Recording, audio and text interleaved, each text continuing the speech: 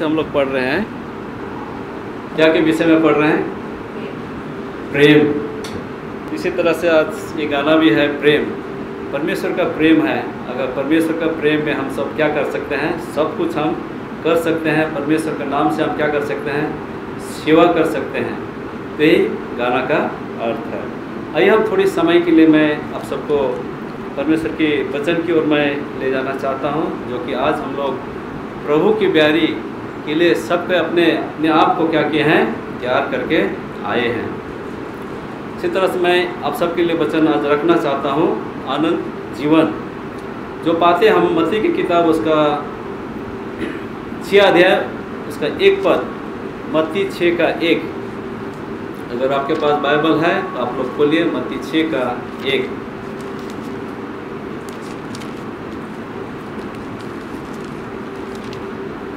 यहाँ कहता है, सावधान रहो, तुम मनुष्य को दिखाने के लिए अपने धर्म के काम ना करो, नहीं तो अपने स्वर्गीय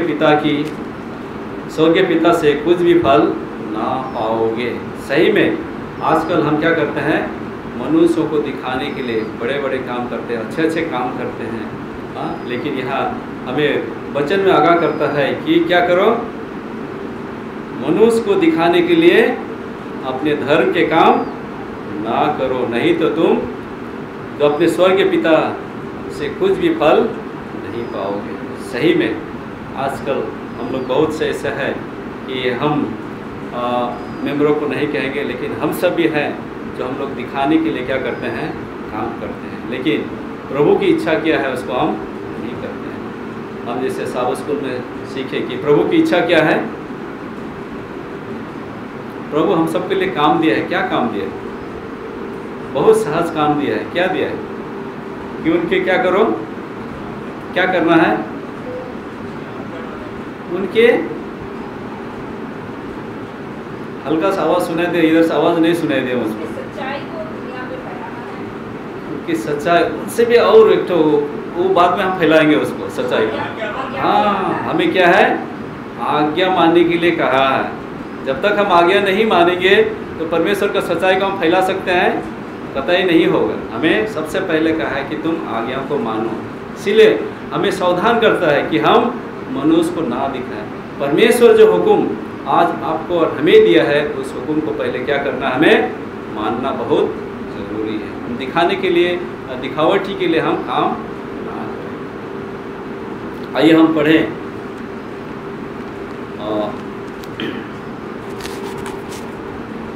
मत्ती की किताब उसका 19 अध्याय उसका 16 से 22। यहाँ हम सभी को जानते हैं, शायद बहुत बार हमने इसको सुना है। ये एक धनी युवा के बारे में है। उन्होंने क्या कहा कि मैं कौन सा ऐसा अच्छा काम करूं जिससे मैं क्या पाऊं? आनंद जीवन पाऊं। यहाँ कहता है कौन सा ऐसा काम। और यीशु मसीह ने उनसे क्या कहा कि जा और तुम क्या करो? आज्ञा को माना करो, आज्ञा को पालन करो। उनका जवाब क्या था? इनको तो मैं बचपन से, जब मैं छोटा था तब से क्या करता हूँ? मानते आया हूँ। आज हमारे लिए भी है। हम लोग क्या है? मैं भी आज 50 साल पार कर गया। कब से सुनता आया हूँ? जब मुझे समझ में आया, शायद हो सकता है 15 साल से, हाँ हो सकता है मैं 20 साल से इसको सुनता आ रहा हूँ, है ना? सुनता आ रहा हूँ कि मैं क्या कर रहा हूँ? इन सारी चीज़ को क्या कर रहा हूँ? मानता आया हूँ। क्या क्या है? आप पढ़ दीजिए 19 का 16 पढ़िए, थोड़ा सा पढ़ दीजिए। एक मनुष्य यीशु के पास आया और उससे कहा, हे गुरु, मैं कौन सा भला काम करूं कि अनंत जीवन पाऊं? उसने उससे कहा, तू मुझसे भलाई के विषय में क्यों पूछता है? भला तो एक ही है, और यदि तू जीवन में प्रवेश करना चाहता है तो आज्ञाओं को माना कर। उसने उससे कहा, कौन सी आज्ञा है? यीशु ने कहा, यह कि हत्या न करना, व्यभिचार न करना, चोरी न करना, झूठी गवाही न देना, अपने पिता और अपनी माता का आदर करना और अपने पड़ोसी से अपने समान प्रेम रखना। उस जवान ने उससे कहा, इन सब को तो मैंने माना है, अब मुझमें किस बात की घटी है? यीशु ने उससे कहा, यदि तू सिद्ध होना चाहता है तो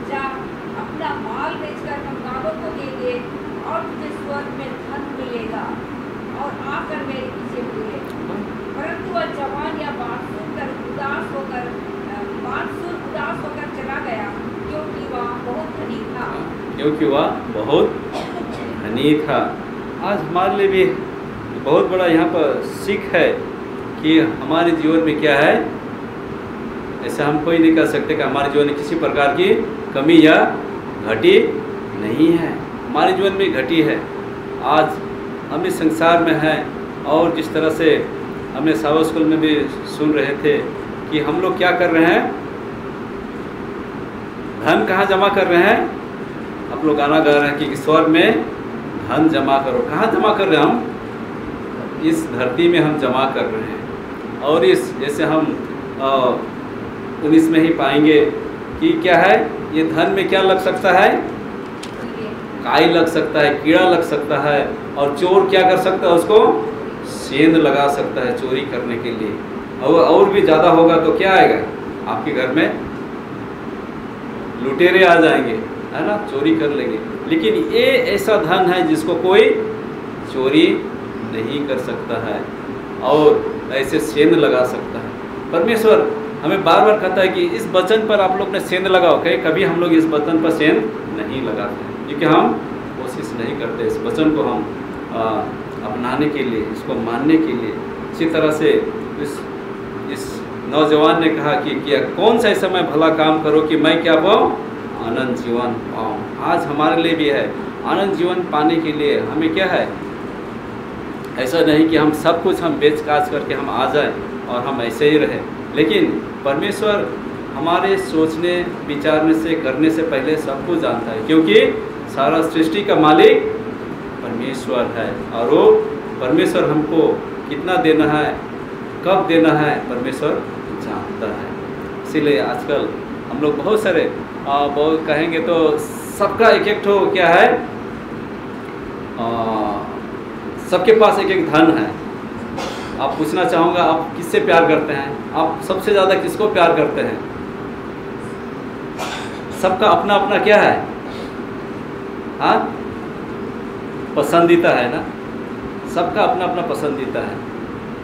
हो सकता है किसी का क्या है, कपड़ा से बहुत लगाव है और किसी का और भी कुछ है, बहुत सा चीज़ है ऐसे उसको लगाव है, उसे हम बहुत ज़्यादा पसंद करते हैं। जब वो कुछ हो जाता है या मेरा कपड़ा गंदा हो गया तो मैं क्या करूँगा, बोलूँगा अरे मेरा ये कपड़ा इतना अच्छा कपड़ा जिसे मैं बहुत पसंद करता हूँ क्या हो गया, गंदा हो गया, खराब हो गया, और भी बहुत सी चीज़ है इसमें हो जाता है तो बहुत दुखी होते हैं। लेकिन एक चीज़ कहना चाहूँगा कि परमेश्वर है जो क्या है, आपको हमको बनाया है और सब कुछ वो जानता है किसको किस चीज़ की ज़रूरत है। इसी तरह से अगर हम भी इस जवान के जैसे हम अगर सवाल पूछे कि कौन सा ऐसा काम करें, लेकिन परमेश्वर ने ही कहा कि जा और तुम क्या करो, आज्ञा को माना करो। आज हमारे लिए भी हम मान रहे हैं लेकिन हम में क्या है, घटी है, हम में कमी है। पढ़िए मार्कुस का किताब उसका 10 का 17, इसमें भी यही बात कहता है कि इसमें मैं आनंद जीवन पाने के लिए इसका अधिकार होने के लिए मैं क्या करूं, वहाँ भी यही जवाब देता है। पहले कहा कि मैं काम कौन सा ऐसा भला काम करूं, अभी दूसरी बार कहता है कि मैं इसका अधिकार होने के लिए क्या काम करूं। हम लोग आजकल अधिकार किस किस बात में होते हैं, हाँ, अधिकार हम लोग किस में जताते हैं सबसे ज़्यादा आजकल, हाँ हाँ, संपत्ति में सबसे ज़्यादा हम क्या करते हैं, अधिकार जताते हैं। लेकिन परमेश्वर ने हमें सबसे बड़ा संपत्ति दे दी है। क्या दिया है, हुकुम मानो। हाँ, हुकुम मानने के लिए हमें संपत्ति दी है लेकिन हम हुकुम नहीं मानते हैं। पढ़िए मार्कुस का किताब एक बार यहाँ पर मैं पढ़ना चाहता हूँ, मार्कुस का 10 का 17, किसी को मिल गया है, पढ़िए 10 का 17। जब वह वहाँ से निकलकर बाग में जा रहा था तो एक मनुष्य उसके पास दौड़ता हुआ आया और उसके आगे घुटने टेककर उससे पूछा, हे उत्तम गुरु, अनंत जीवन का अधिकारी होने के लिए मैं क्या करूं? उन्होंने 2 चीज़ यहाँ पर दौड़ के आया और उन्होंने क्या किया, घुटने भी टेका और उन्हें उससे पूछा कि मैं अनंत जीवन के अधिकार होने के लिए मैं क्या करूं। आज परमेश्वर ने आपको हमको एक ही चीज़ दिया है कि कहता है कि उनका हुक्म को मानो, उनकी आज्ञाओं को क्या करो, पालन करो, तभी तुम इस आनंद जीवन के अधिकारी हो पाओगे। अब पढ़िए लूका की किताब उसका 10:25, यहाँ कहता है उस आनंद जीवन के वारिस होने के लिए मैं क्या करूँ। यहाँ वारिस पहला पाते हैं हम काम के लिए, उसके बाद पाते हैं हम अधिकार होने के लिए, उसके बाद पाते हैं अभी हम वारिस होने के लिए। आज अगर आप कब ज़मीन जो जायदाद है आपके पास तो आपका उसका वारिस होने के लिए आपको क्या है, प्रमाण पत्र की आवश्यकता है। इसी तरह से परमेश्वर ने आज हमारे लिए प्रमाण पत्र दिया है कि हम क्या करें। लूका की किताब उसका 10 उसका 25, और देखो एक व्यवस्थापक उठा और यह कहकर उसकी परीक्षा करने लगा, हे गुरु, अनंत जीवन का वारिस होने के लिए मैं क्या करूं? यहाँ भी वही सवाल करता है कि मैं अनंत जीवन की वारिस होने के लिए मैं क्या करूं। आगे अगर हम लोग पाएंगे नीचे तो क्या कहता है यहाँ, किसके बारे में है ये, एक दयालु सामरी के बारे में है। यहाँ पर हमें जैसे साव स्कूल में पढ़े कि परमेश्वर क्या है, प्रेम है। परमेश्वर प्रेम है। आज जो प्रेम नहीं करता वो किसको नहीं जाना है, परमेश्वर को नहीं जाना है, क्योंकि परमेश्वर प्रेम है। इसी तरह से यहाँ हम पाते हैं एक दयालु सामरी के बारे में, अब हम सब इसको जानते हैं कि क्या कहता है, मैं पढ़ना चाहता हूँ। उसने उत्तर दिया, तुम प्रभु अपने परमेश्वर से क्या कर, अपने सारे मन और सारे प्राण और अपनी सारी बुद्धि और शक्ति के साथ अपने और सारी बुद्धि के साथ क्या कर, प्रेम रख, और अपने पड़ोसी से अपने समान प्रेम रख। उसने कहा, तू ठीक ही उत्तर दिया, यही तो तू जीवन यही कर तो तू जीवित रहेगा। परंतु उसने अपने आप धर्मी ठहराने की इस इच्छा से यीशु से पूछा, तो मेरा पड़ोसी कौन है। इस समय यहाँ पर एक सामरी व्यक्ति के बारे में जो है बताया जाता है, और इस तरह से आगे हम पाते हैं, कहता है यीशु ने उनसे उत्तर दिया, एक मनुष्य यरूशलेम से यरीहो को जा रहा था। उसने डाकू ने घेर कर उसे कपड़े उतार लिए और उसे मारा पीटा और आधमरा छोड़कर चले गए। और ऐसा हुआ कि उसी मार्ग से एक याजक जा रहा था, परंतु उसने देखा और उसे क्या किया, कतरा कर चला गया। इसी रीति से एक लेवी उस जगह पर आया, वह भी उससे देखकर कतरा कर चला गया। परंतु हम यहाँ देखते हैं कि एक सामरी यात्री वहाँ आ निकला और उससे देखकर तरस खाया। उसने उसके पास उतरकर उसके घाव पर तेल और दखरस डालकर पट्टी बांधी और अपनी सवारी पर चढ़ाकर सराय में ले गया और उसकी सेवा टहल की। इस तरह से देखते हैं कि हम इस दया हम प्रेम करते हैं कहता है, लेकिन हम जब सामने में जब विपद आती है, तकलीफ आती है, उसको देख के हम क्या करते हैं, छोड़ के हम चले जाते हैं।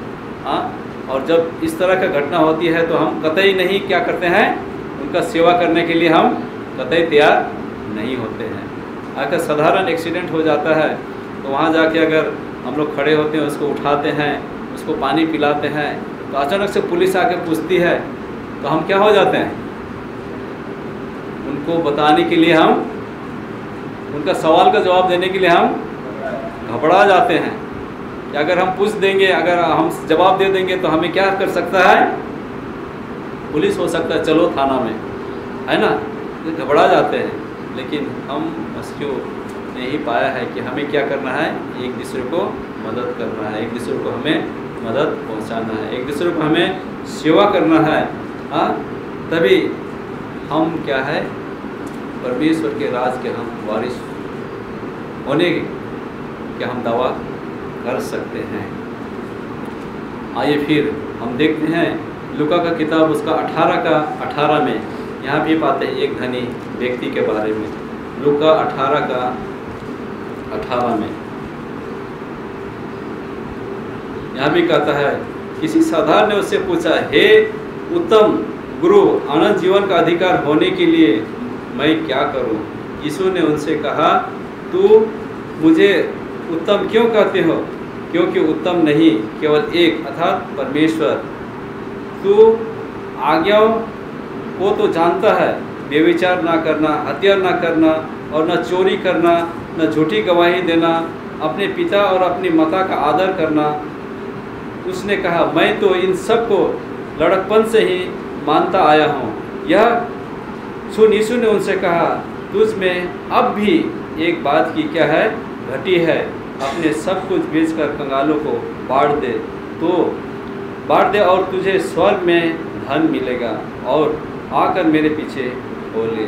यह सुनकर वह बहुत उदास हुआ, क्योंकि वो बहुत धनी था। यहाँ भी देखते हैं तो युवा के बारे में सुने, एक व्यक्ति के बारे में सुन रहे हैं कि बहुत धनी होने के कारण से अपना सब कुछ नहीं छोड़ सकता है। अगर हम इस तरह से आगे हम पाते हैं, कहता है एक धनवान को स्वर्ग राज्य में प्रवेश करना उतना कठिन है। आगे हम 24 और 25 को पढ़ेंगे। यहाँ कहता है, परमेश्वर के राज्य में धनवान को प्रवेश करने से ऊंट का सुई के नोक से निकल जाना सहज है। इस पर सुनने वालों ने तो फिर जिसका उद्धार हो सकता है, उसने कहा, जो मनुष्य से नहीं हो सकता है वह परमेश्वर से हो सकता है।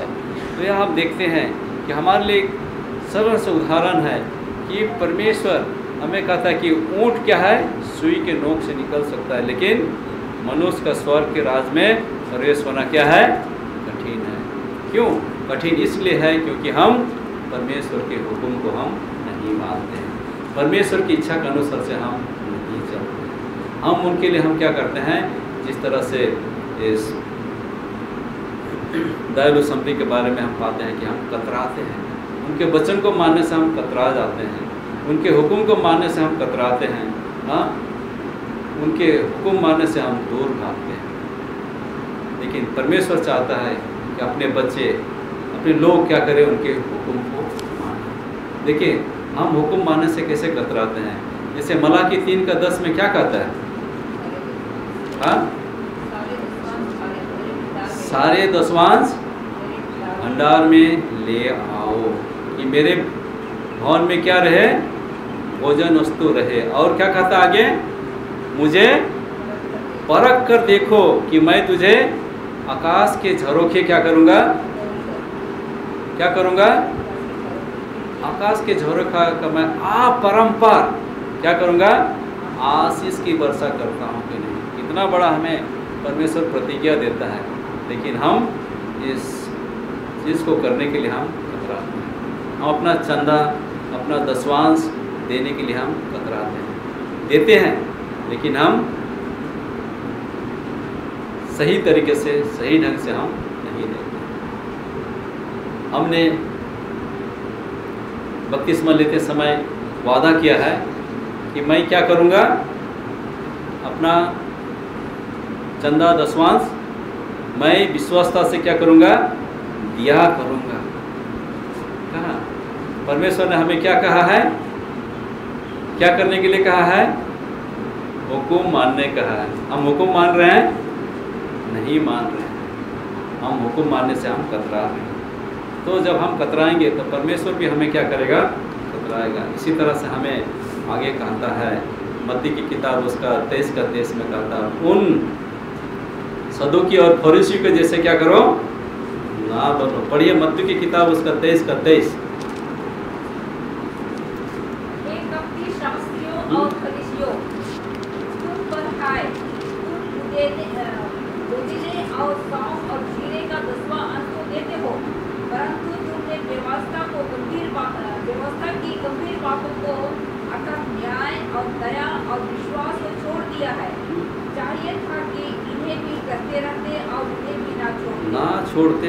हाँ, सब कुछ देते हैं, लेकिन हम में क्या कमी है, हम न्याय और दया और विश्वास को क्या कर दिए हैं, छोड़ दिए हैं। क्योंकि हम एक मसीह हैं, मसीह होने के नाते हमारा ये फर्ज है, हम इसको हमें करते रहना चाहिए, इसको हमें नहीं छोड़ना है। हमें आज्ञा भी देता है कि इसके हम ना छोड़ें, सबको हम करते रहें। आइए हम पढ़े लूका की किताब उसका 11:42। हम लूका का किताब 11:42 हम परमेश्वर के जो प्रेम है उस प्रेम को हम टाल देते हैं। पढ़े, किसी को मिल गया है? लूका 11 अध्याय उसका 42।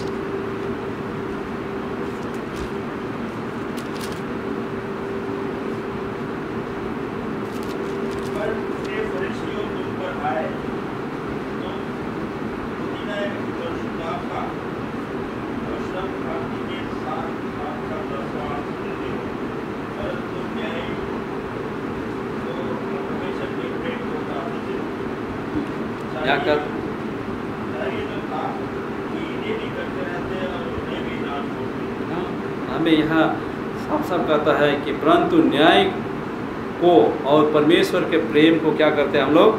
टाल देते हैं। और चाहिए था इन सब को भी हमें क्या करना है? करते रहना, उन्हें हमें नहीं छोड़ना। यही आज्ञा परमेश्वर आज आपको और हमको, हम सबको जो उनका अनुयायी है, हमें आज्ञा देता है कि हम सब यही इसको क्या करें? करते रहें। पढ़िए व्यवस्था विवरण, लय व्यवस्था विवरण उसका 27:30। लय व्यवस्था विवरण 27:30। यहाँ कहता है कि इन सब चीज़ हमारे लिए क्या ठहरे? पवित्र ठहरे कहता है। लय व्यवस्था विवरण 27 अध्याय उसका 30।